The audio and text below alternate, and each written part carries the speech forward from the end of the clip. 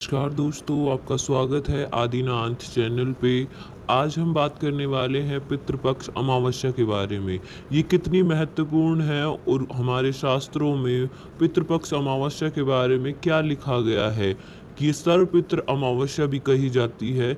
आइए बात करते हैं पितृपक्ष अमावस्या के बारे में, जो आगे कुछ दिनों में आने ही वाली है। तो जानिए कैसे करना चाहिए अपने पितरों का तर्पण, जो भूल गए थे हम उसे कैसे ठीक किया जाए। जानिए। देव बताते हैं पितृपक्ष अमावस्या का महत्व। पितृपक्ष अमावस्या, जिससे सर्वपितृ अमावस्या भी कहा जाता है, हिंदू धर्म में अत्यंत पवित्र और महत्वपूर्ण तिथि मानी जाती है। इस दिन का महत्व महादेव के वचनों और शास्त्रों में विशेष रूप से वर्णित है। पितरों के तृप्ति का दिन। महादेव कहते हैं, जिस प्रकार सूर्य की किरणें अंधकार को मिटाती है, उसी प्रकार पितृपक्ष अमावस्या के दिन किया गया तर्पण और श्राद्ध पितरों के दुख और अधूरी इच्छाओं को शांत करता है। इस दिन श्राद्ध, तर्पण और पिंडदान आदि करने से पितृ आत्माएं तृप्त होती हैं। पितरों का आशीर्वाद परिवार को सुख, समृद्धि और लंबी आयु प्रदान करता है। समस्त पितरों के लिए विशेष अवसर।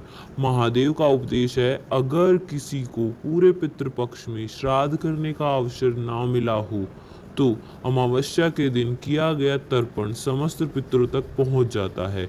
यानी जो लोग अपने पूर्वजों का स्मरण पूरे पक्ष में नहीं कर पाए, वो अमावस्या के दिन केवल एक बार तर्पण करके अपने पितरों को संतुष्ट कर सकते हैं।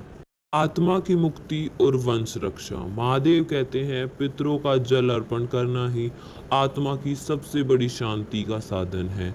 जब पितृ प्रसन्न होते हैं तब वंश की रक्षा, उन्नति करते हैं। पितृपक्ष अमावस्या पर किया गया श्राद्ध वंश में आने वाले संकटों को दूर करता है। इससे परिवार में प्रेम, समृद्धि और संतान की उन्नति होती है।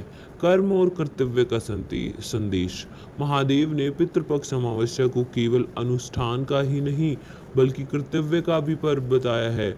यह हमें याद दिलाता है कि हम सिर्फ वर्तमान में जीने वाले नहीं हैं, बल्कि अपने पूर्वजों की परंपरा के वाहक हैं, जिनका ऋण चुकाने के लिए श्राद्ध और तर्पण करना हमारा धर्म है।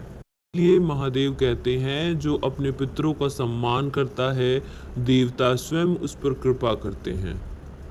शास्त्रों और पुराणों में कहा गया है कि यदि कोई व्यक्ति पितृपक्ष में तर्पण या श्राद्ध नहीं करता है तो उसके कुछ परिणाम बताए गए हैं। महादेव और पितृदेवों की वाणी के अनुसार परिणाम और प्रभाव क्या होते होंगे। पहला, पितृपक्ष ऋण अधूरा रह जाता है। हर इंसान के 3 ऋण होते हैं: देव ऋण, ऋषि ऋण, पितृ ऋण। देव ऋण देवताओं का ऋण, ऋषि ऋण हमारे गुरुओं का ऋण और पितृ ऋण जो कि हमारे पूर्वजों का ऋण होता है। पितृ ऋण चुकाने का मुख्य साधन श्राद्ध और तर्पण है। यदि यह न किया जाए तो पितृ ऋण अधूरा रह जाता है।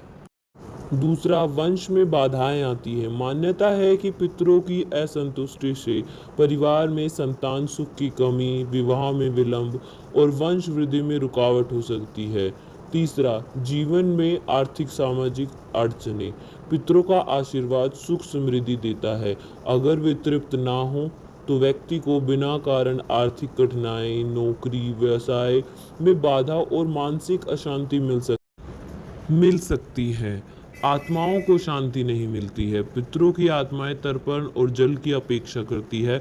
यदि यह न मिले तो उनकी असंतुष्टि वंशजों पर प्रभाव डालती है। इससे कई बार लोग पितृदोष या कुल दोष के रूप में भी अनुभव करते हैं। देव कृपा भी बाधित होती है। महादेव का वचन है कि जो अपने पितरों का तर्पण नहीं करता है उसे देवी देवताओं की कृपा भी अधूरी मिलती है।